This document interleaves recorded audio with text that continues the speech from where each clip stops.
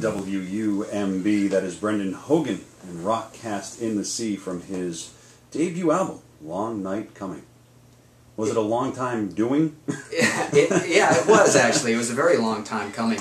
The record had like one sort of failed attempt before we finally got it. I was working with some folks, and sometimes when you're especially working on something on a creative level, either you hit it off or you don't. Right. And so, and I don't think I was ready to make a record a few years ago. And so it didn't mesh. And then I met up with Tori Adler, and we made this record in about 2 months. And it took a year total, but it took about 2 months to actually make the record. It's got a really live feel to it. We kind of wanted to capture everything, warts and all. Mm-hmm. And we just banged it out, and I feel really good about it. It sounds great. I mean, Thank you. We're playing 3 or 4 songs off of it. And yeah, I appreciate that's one that. Of them. Yeah. Rock Cast in the Sea is a great song, playing Big Black Car as well, which I love that song. Everyone loves a song about a car, you know? That's what it's all about. Yep. And it's, you know, putting this album together, I mean, how many songs did you walk into the studio with? You know, I ask this question a lot because I know that a lot of musicians walk in sometimes with 20, 30 songs, and you've got to cast some of them, no pun intended, in the sea. And you know, was it difficult for you to make that decision, or did Terry say, hey, look, these are the ones that are sticking? Tori was really good at directing me. I think that's why, like, I have my own ideas of how I want things to sound, but Tori was really good at sort of giving me an outside perspective on things. He was good not so much on paring down which songs we were going to use, so much as like pare down the songs themselves. Right. They needed a little pruning here and there.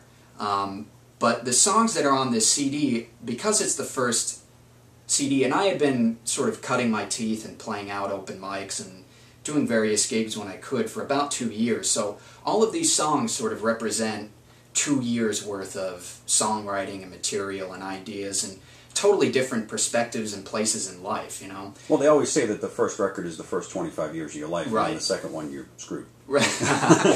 I hope not. It's funny though. It's funny you say that because I was shorter on material than I thought I would be for this record. Really? There are a couple songs that we decided not to use. They just weren't working out. Huh. And I think I was under the pressure at that time to come up with something, mm-hmm. to fill the space, and of course when you do that, the clamp kind of shuts tight in my brain. And as soon as the CD came out, the floodgates opened. So I have a whole bunch of new songs that I hope they're kind of getting their legs now, and I hope to plan to record them for the next record, but you never know. You never know how things work out. You know?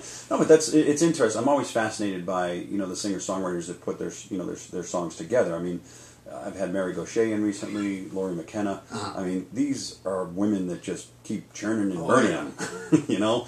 And it's odd to see where they're at in putting the songs together. You know, do you sit and think, okay, this is going to be it, or do you road test them first? I road test them. Yeah. They need to, I feel like they kind of need to be put through the fire in a performance before I really know how to play it. Because it's one thing for me to write a song and to learn it in my room. Sure.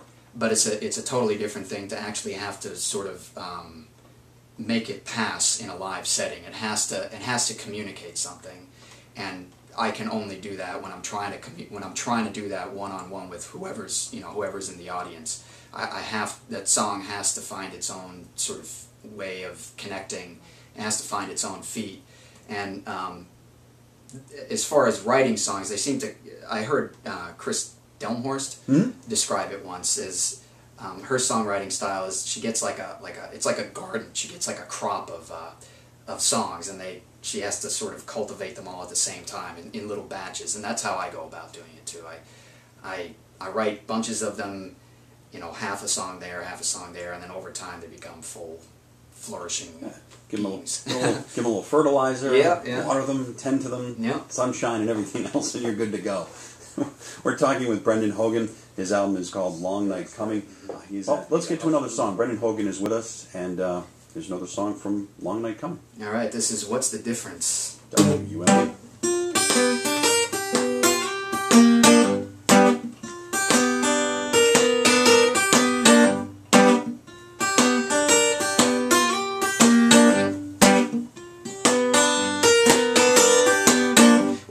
man shoots his guns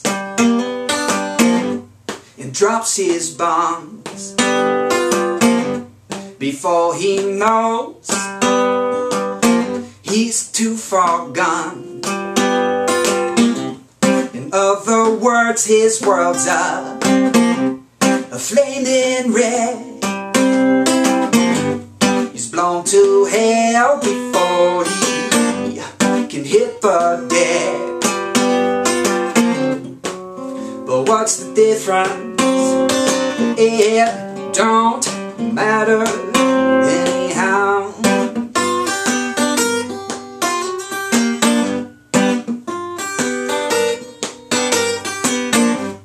Well, life goes up and life comes down.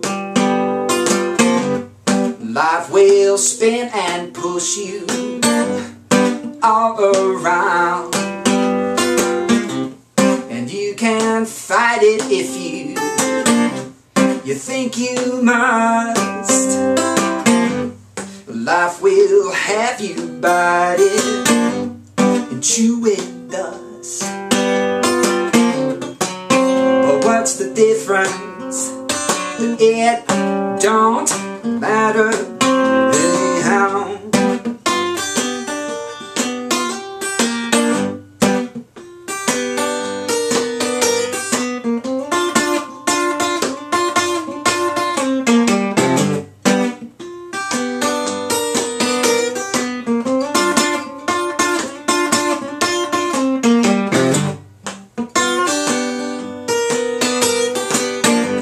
Well, all the pleasures in all the world, they will throw your skin and they will curl your toes.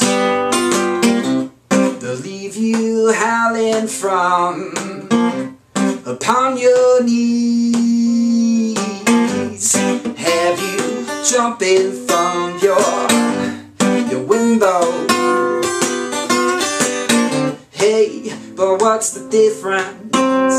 It don't matter anyhow.